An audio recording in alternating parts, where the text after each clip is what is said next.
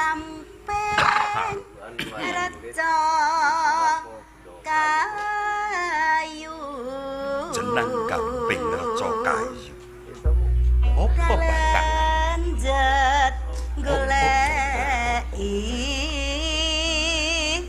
ndika mati ya kok mati lho saking ngrasake ngrungokke swaramu sing indah marai ayem atiku Duh Kang Mas Podan ning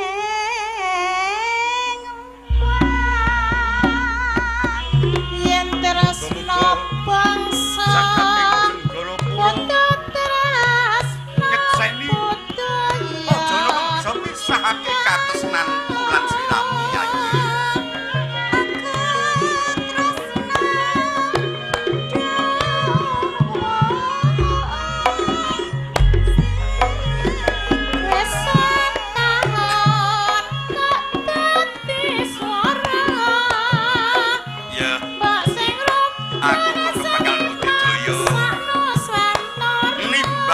rasa tresnamu kang tumuju marang aku.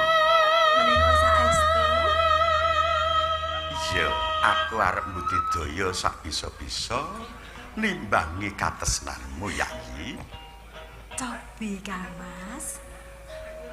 Najan mung muga tekan ya. Mangke yen mboten tekan kula sambungke.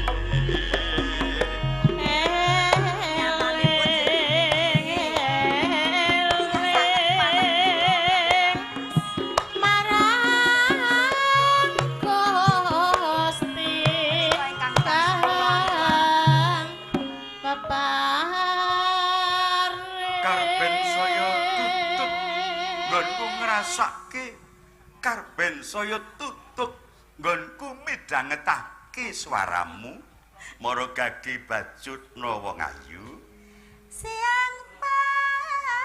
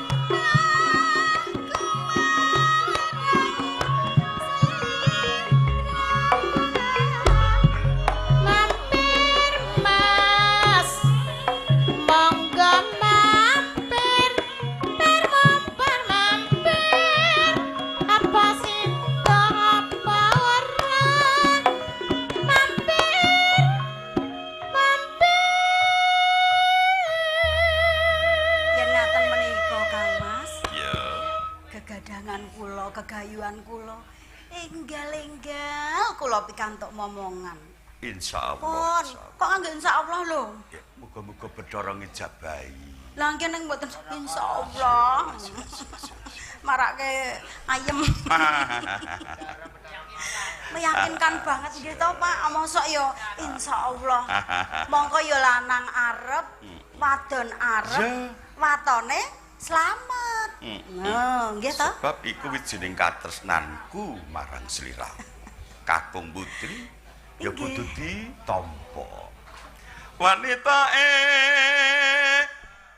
alon-alon ya nggih alon-alon nggih mawon kula sampun terima alon-alon minggu tekan nggone kaya nggih nah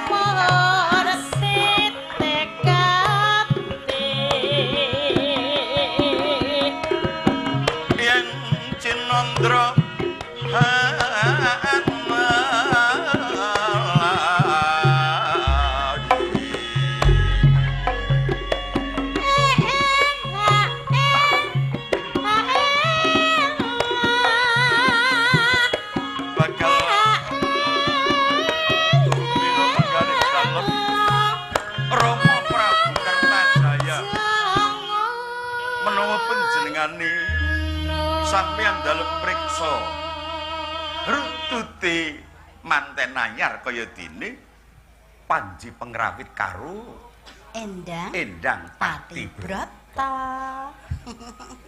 Ya.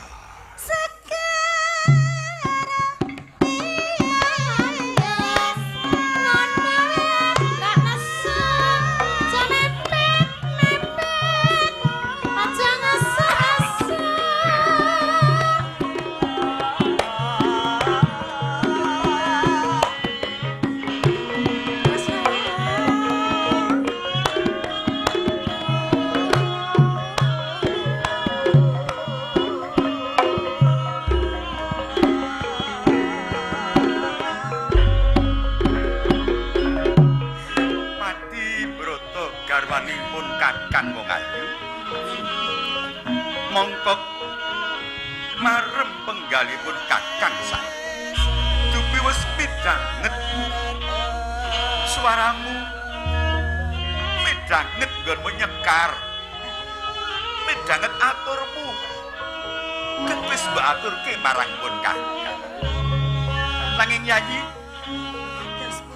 beda kalan padatan mbok prasangka aripipun Kakang jroning 40 dina 40 bengi kurang sari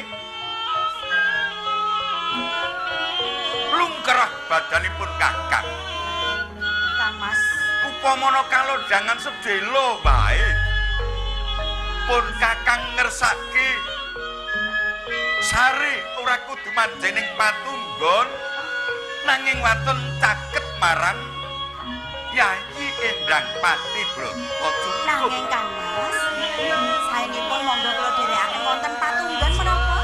Oh. Menapa kersa wonten ing taman kesatrian cukup ning kene bae ora apa-apa. Bakunipun Kakang iso lerep. Nanging kala mangsanipun Kakang mengko kebajuten sari. Yayi Patibrata aja pati-pati ninggalke marang pun Kakang ya. Mara gage petekono ambalana nggonmu meteki badanipun Kakang ya. Ingkang pundi ingkang sasat pun raosaken sak badan boten sekeca badanipun Kang Mas. Lukrah rasane awak merga saka arit kurang sah.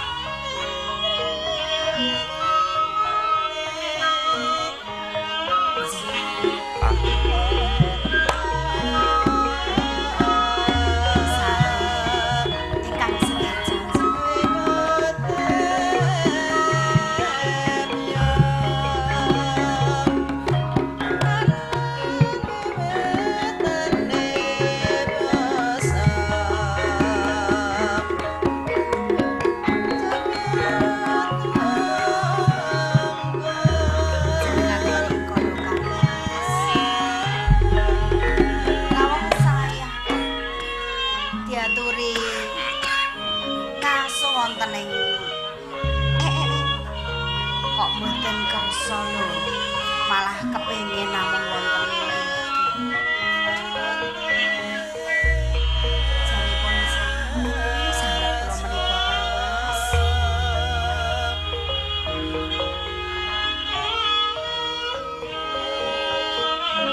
menika akal gunake aji saka helang betari akal wiwitomo sanajan ora katon Panjirawet gigit sing pengapit mati tenan. Sapa kowe?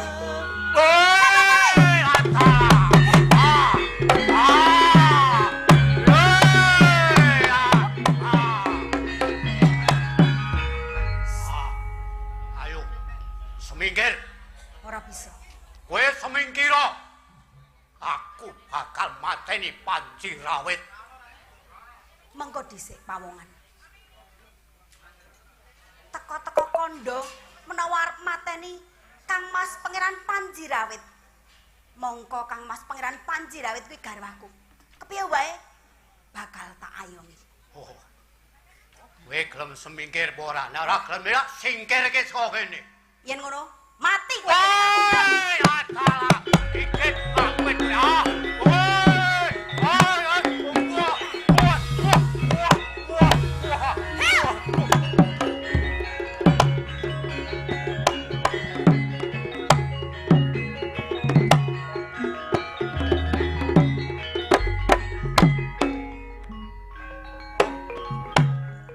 Diajeng Pati Broto. Kowe ning endi Diajeng? Pati Broto. Kok sajak menjanani banget.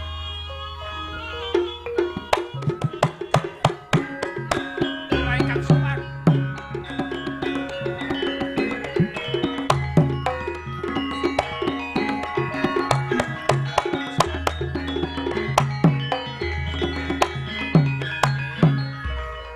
Kula ingkang sowan.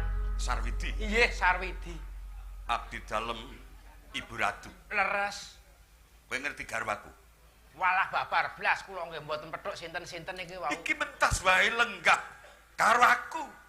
Pawan pangandikan karo aku nanging dumadaan plas ilang ora ning papan kene. Mboten ngertos. Kula nggih mboten ngertos. Mbok menawi nembe tindak pundi ngoten. Lho apa mau tindak ra iya nyuwun pamit aku. Wah, Ora pamit marang aku. Wah niku klentune. Napa pados melih mawon? Kowe kok sembrono kok. Mboten meng Aku ki manten nangis lagi seneng-senenge karo bojoe kon golek meneh ki. Niki Sar, kula ewangono goleki bojoku. wah nek nggo wau dipasangi GPS ya gampang lho kowe. Apa kuwi? GPS. Ayo kuwi apa? Wah, GPS niku nek wong sakit rumah sakit mboten bayar nika ditanggung GPS. Ngopo mrene kaya Kula mriki pun utus Kanjeng Ratu Inten supados didhawuhi Kanjeng Ibu Ratu Inten. nggih Didhawuhi apa? ngaturaken nawala ngapunten saking gadhean apa saking menika niki kagem panjenengan. Kanjeng Ibu Ratu kok Niki saking saking nawala gaden iki. Kanjeng Ratu Inten Ngerti Surasaring Nawala ora? ababar blas Ora ngerti. mboten ngertos kula. Coba tak wacane. Nggih. Kula niku wong Kok iso aneh ya? kula niku iso nulis ora iso maca dadi mboten bakal Iso nulis kok ora iso maca. Nggih. Lah apa perkarane? Ah kula niku buka blok kene. Kula niku nek nulis niku apik ning nek Iso nulis apik kok ora iso maca ki lho. kula niku nek WA niku apik ning nek nulis tangan niku dadi elik. Tak wacane ya. Nggih, nggih. Jam 12 bengi. Apunjul niki. Maksude Nggih. karepe layang iki jam 12 bengi. Oh, nek niki. Kok punjul iki kok ki padake apa? Niki pun jam 1 punjul 1. Wong iki layang iki. Oh, batin kula nek jenengan takon jam kalih kula. Wanci tengah paratri tabuh 12 bengi. Aku ditimbali sowan Ibu Ratu Inten. Sarwidi, Dalem. aneh iki. Anae pripun? Titip wis tak waca. Nggih. Lan aku wis priksa Surasaring Nawala. Nggih. Isining Nawala Ibu Ratu Inten nimbali aku. Oh, kapure sowan mriko. Iya. Sowan ngadhep ning ngersane Ibu Ratu Inten. Nggih. Nanging sing aneh, Kok bengi-bengi. kok bengi-bengi jam 12 bengi Ah. aku kudu ngadep. Mongko malam jemuah. Ora perkara malam Jumat apa malam apa ning ora dudu wayahe to. Ora lumrah yen aku kuwi ngadep senajan ibuku. Nanging sapa sing ora ngerti yen Ibu Ratu Inten kuwi ra Ibu Sambung. Angge mbok kuwalon. Ya iso. Ah, mongko sing ditimbali putra kuwalon. Ora dikira aku ora duwe tata krama. Aning nggih nek saking pemanggih kula rene njenenganipun ditimbali piyai sepuh, nggih saene nggih mriko. Niku nek kula dadi jenengan niku ndelah dapukan kula mboten.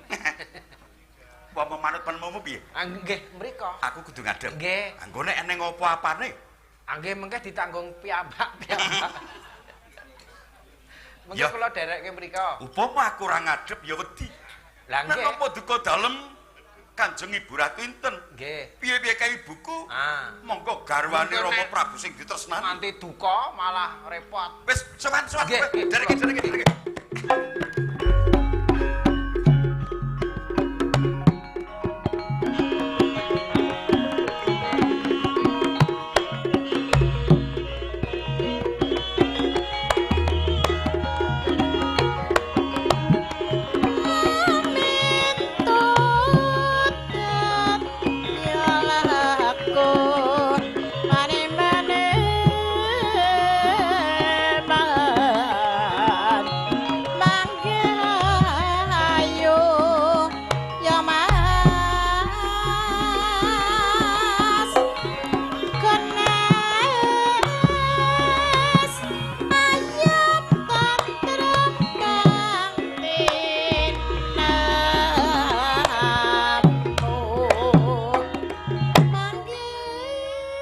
Wayah ratri sepi kananing benteng Kraton Jenggala.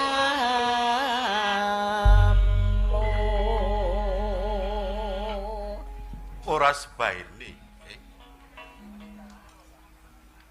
ana teja ngenguwung sak dhuwuring Kraton Jenggalapura.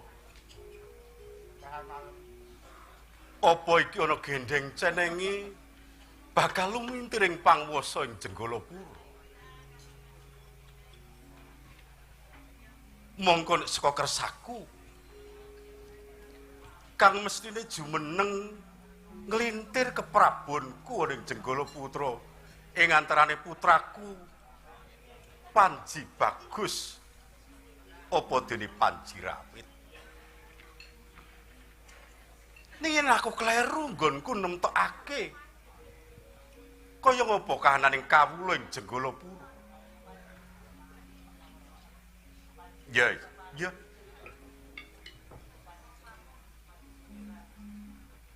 Rening kraton Jenggalapura iki dudu kagunganku ning darbeke kawula. Mesti wae aku bakal budidaya supaya bisa gawe tentrem ayem kawula ing Jenggalapura. Tak muga ning ngersane Gusti Kang Maha Agung. Muga-muga aku antuk wewengan sapa kang mestine mengko bakal jumeneng aji ana ing kraton Jenggalapura. Apa ya tumus kersaku yen putraku Panji Rawit kang bakal jumeneng. Ya. Wancine wis ratri tak mugung marang ngersane Gusti Kang Maha Agung ning papan iki.